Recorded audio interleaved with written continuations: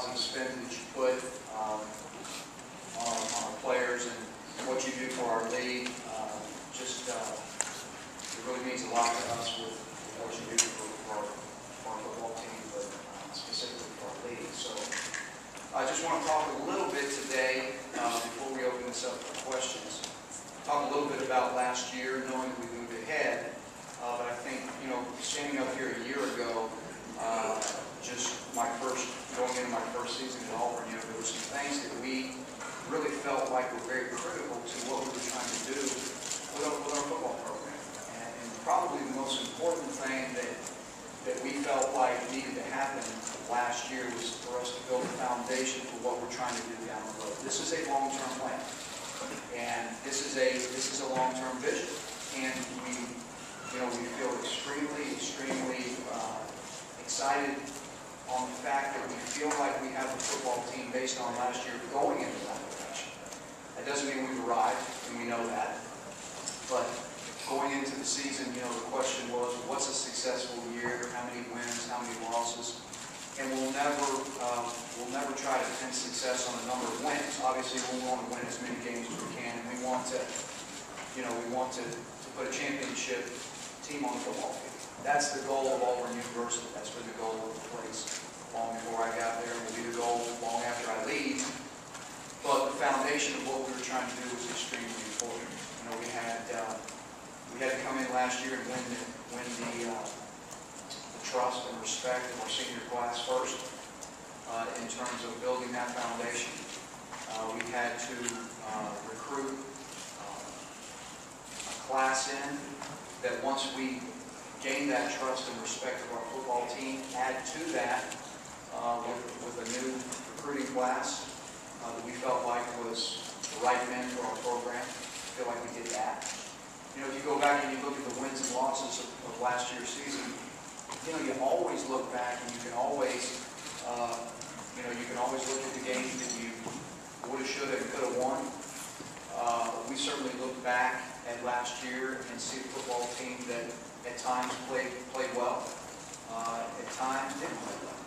And so, but what we did at the end of the day is, with 8 wins, we had an exciting bowl game, New Year's Day bowl win against a very good Northwestern football team that I think kind of catapulted us into the offseason for our 8th win of the year. And again, as we look back, we just feel like there was a lot of things laid in place for what we're trying to do down the road. The next thing that I thought was extremely important was that we have some continuity in our coaching staff with being able to hold on to our coaches. I just felt like, there's guys on our football team right now that for the first time in their career, and a large majority of them, for the first time in their career, have the same coordinator, offense or defense, for the 2nd year in a row.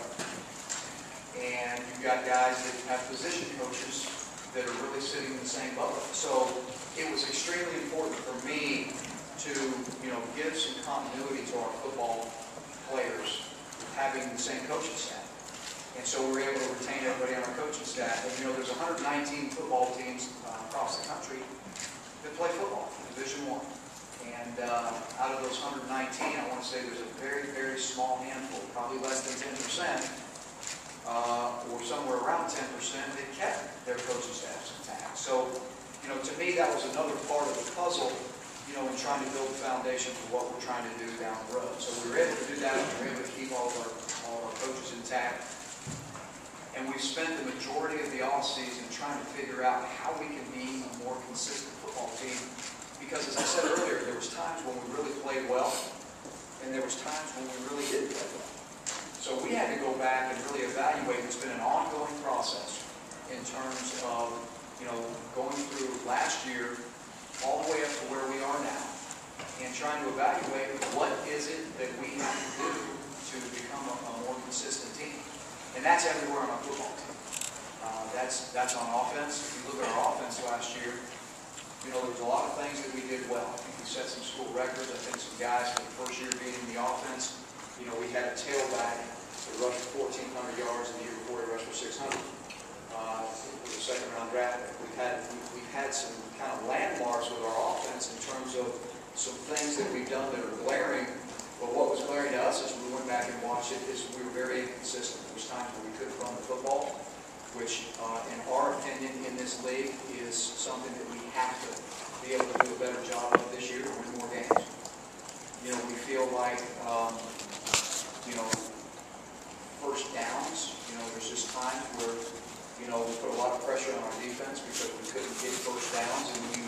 And when you commit to a fast tempo offense, those are the challenges for your defense. And so we've got to figure out how to be more consistent on offense in a lot of ways. And, if you go to our defense right now, there was a lot of pressure put on our defense. And, there's times when on our defense we played really well. There was times when we played very poorly. And so we've had to go back and really kind of, reevaluate. We've reevaluated everything. We've reevaluated players. We've reevaluated scheme. We've reevaluated everything that we need to try to become a more effective defense, taking all things into consideration. We were playing in a ball game. We had some of our defensive players, because of lack of depth, which is some of the issues last year, that ended up playing 140 some odd plays.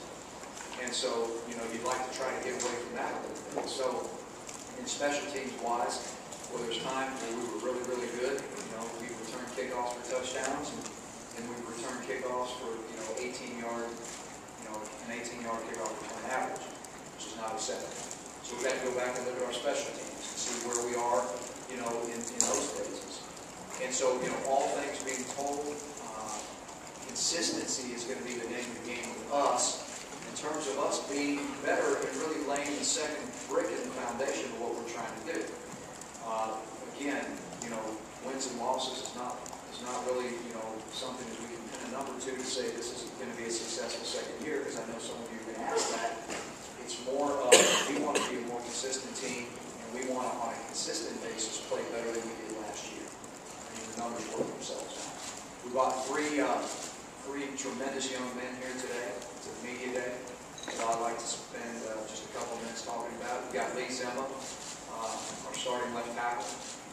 Lee is a tremendous Auburn man. He had a chance to go to come out and be a high draft pick this past year. He loves Auburn, and he made the choice to stay at Auburn.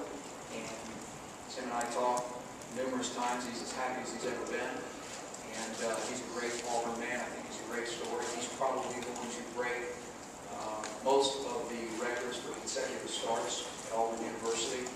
Has played extremely well last year, and we're expecting a big year from Lee. We got Josh Bynes, who was our leading tackler from our defense last year, a guy that really didn't have any choice. He couldn't come off the field, and played relentlessly all through 13 games. Didn't miss a snap, didn't miss a practice. Played beat up, played tired, and just showed a lot of kind of the Auburn way. That's just what you do. You just keep working through all the adversities that he went through. So great to have Josh here too, as one of our players on defense, obviously our middle linebacker. And I thought we bring a third young man that I think is a great story, and that's Aaron Savage. And Aaron applied for a 6th year. It's really unique and really neat because I recruited Aaron before I left Auburn as an assistant, and then have an opportunity to come back now and coach him. It's really neat for me personally, but just really, really blessed to have a young guy like that on our football team who brings so much leadership. Has really been the epitome of a guy that's persisted and fought through so many things in his career that could potentially bring you down. I mean, this guy was a starter 3 or 4 years ago when he walked on campus as a true freshman to play. And he played very well. And, so then he gets, a knee injury. And last year he's trucking along during summer workouts, and he has an Achilles tendon problem. And, just a guy that bless his heart, has just done everything we've asked him to do. He's a great Auburn man.